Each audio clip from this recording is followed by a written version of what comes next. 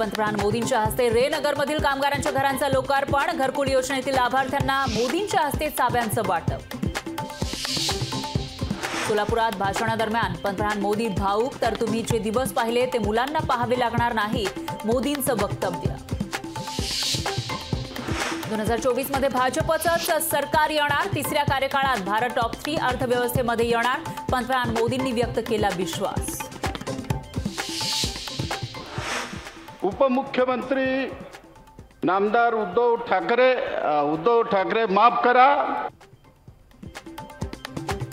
आडम मास्तरांकडून चुकून उपमुख्यमंत्री उद्धव ठाकरे असा उल्लेख, आडम यांच्याकडून दिलगिरी व्यक्त करत चूक सुधारली।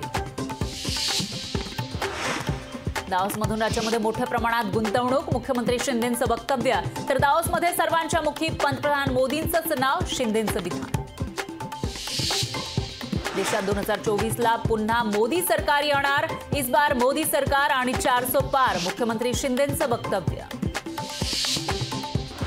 शिंदे फडणवीसांच्या पाठीशी मतदार नाहीत म्हणून मोदींना महाराष्ट्रात यावं लागतंय, तर राजकीय फायदा तिथं मोदींचा दौरा, संजय राऊतांची मोदींच्या दौऱ्यावरून टीका। दाओसची गुंतवणूक नंतर आणा, पहिले गुजरातला गेलेले उद्योग महाराष्ट्रात आणा, संजय राऊतांची मुख्यमंत्र्यांच्या दाओस दौऱ्यावरून टीका।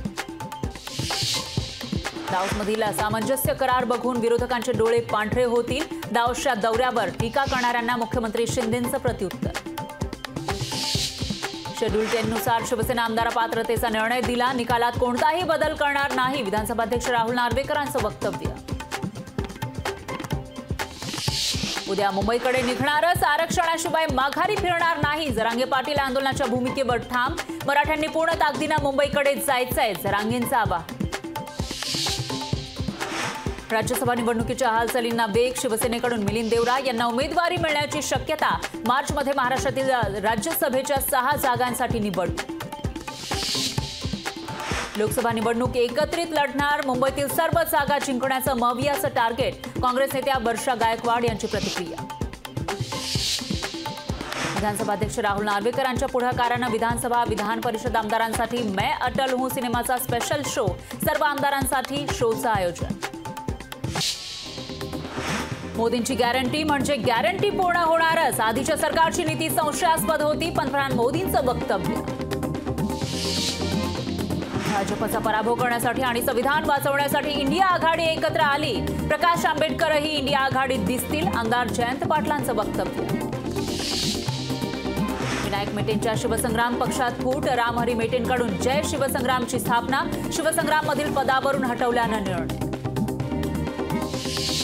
भूमिपूजन सोहळ्याच्या जाहिरातीवरील काँग्रेसच्या पोस्टरवर शिवसेनेच्या मंत्र्याचा फोटोमुळे जिल्ह्यात राजकीय चर्चांना उधाण।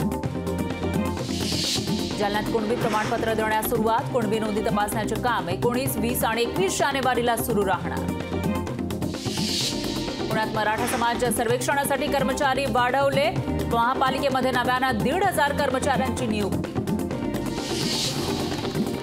अंबरनाथ नगरपालिकेमध्ये भ्रष्टाचाराचा आरोप, दलित वस्ती निधीमध्ये 18 कोटींचा भ्रष्टाचार, वंचित बहुजन आघाडीचे प्रवीण गोसावी यांचा आरोप।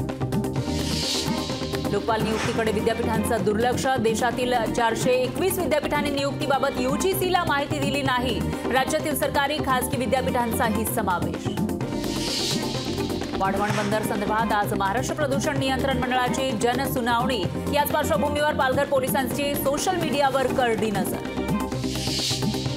अदानींच्या कंपनीची पुण्यात गुंतवणूक, आर्थिक तोट्यामध्ये असलेल्या PMLमध्ये नवी गुंतवणूक।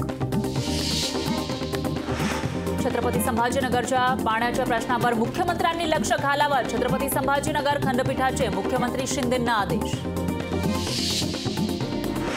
पुणे जिल्ह्यातील पाणी टंचाईचा रब्बी पिकांना फटका, पुणे जिल्ह्यात पिकांना आणि शेतीसाठी पाणी कमी पडण्याची शक्यता।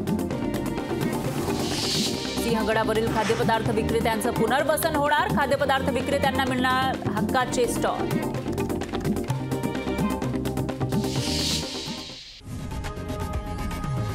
लोकशाही मराठी, ऐका, पहा, जागरूक रहा।